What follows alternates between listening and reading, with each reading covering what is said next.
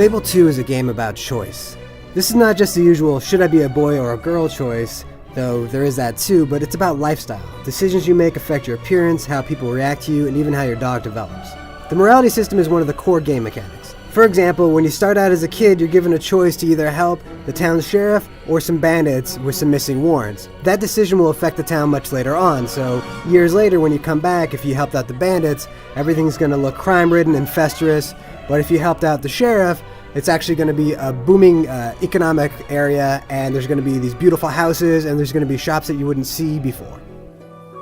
The system is pretty nuanced and there are a lot of things to consider. It ultimately comes off as kind of artificial. The idea is to get you to feel your character progressing as a person, but you don't really get that sense. Sure, there are lots of little meters and numbers popping up to tell you if you're good or bad, but it really doesn't change the big decisions you make at the end of the game.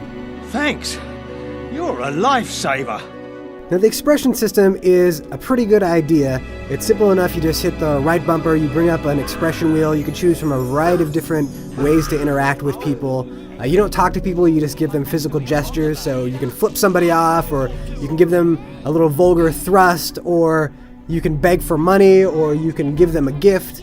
You can do quite a lot of stuff with interacting with people, but ultimately that's an artificial device, because all you're trying to do is move the different meters for how people feel about you.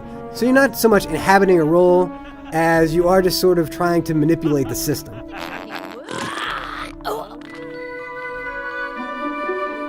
The combat is really fun. It's a really flexible and very simple system. The X button controls your swords, the Y button controls ranged attacks, guns and crossbows, and the B button is your magic. And it's just that simple. While it does seem like it would be a little bit limiting, there's actually a really good flow to the combat. It's very easy to move from, hacking a couple times with a sword and then whipping out your pistol and blowing the guy away, or then just casting a bunch of fireballs at people. That's what makes Fable unique, is that you're not just somebody who focuses on magic or swords or whatever. You're somebody who combines all three of these things to defeat the evil that is threatening Albion. One of Fable's big features is co-op play. Now, unfortunately, online co-op is not available until sometime shortly after launch, so it's not something that we could test. However, online co-op is supposed to work very similar to couch co-op, and the couch co-op mode does actually work in the review build that we have, and it is pretty disappointing. But while it is cool to play with somebody else and have them come into your world, unfortunately, the guest who comes in can only bring in their character's stat. They can't bring in their weapons, they can't bring in their character's look. So they're going to look different than they would in their own game, which sort of defeats the purpose. Now you can't go run around with each other and sort of explore what somebody else's world looks like. They can help you out, earn extra experience. You can barter over who's going to get what amount of money. And you can actually combine attacks together to get more experience. So your buddy can hit a guy with one attack and then you can shoot him and you're basically going to get a cool combo that you wouldn't normally get playing alone. Of course, you kind of want to have your character in your friend's game so they can just see how ridiculous you look. And you're not going to get that with Fable 2 co-op the way that it is. Hopefully, they patch it early on so that you can actually see what somebody else looks like. Fable 2 is not the kind of game that's going to really challenge you. But then again, it's not really supposed to. The idea is that you are one of the greatest heroes in the history of Albion, so it makes sense that by the game's end, you can pretty much mop the floor with any creature you meet. You might not even die once the entire time during the game.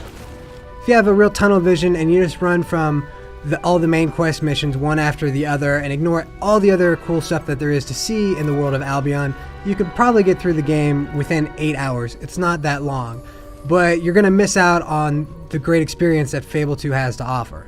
If you invest yourself in caring for your dog, for having a family, for owning businesses, then when you come to the final decisions in the game, they're actually going to matter to you and mean something to you.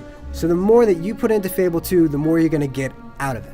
With some of the high-quality RPGs such as Mass Effect and Oblivion that we've seen come out on 360 in the last few years, the bar has been raised on Western RPGs, and really, Fable 2 falls a little bit short of that bar. It's still a really great game, it's a lot of fun, it's just not up to that level of quality. For the full written review, head on over to IGN.com.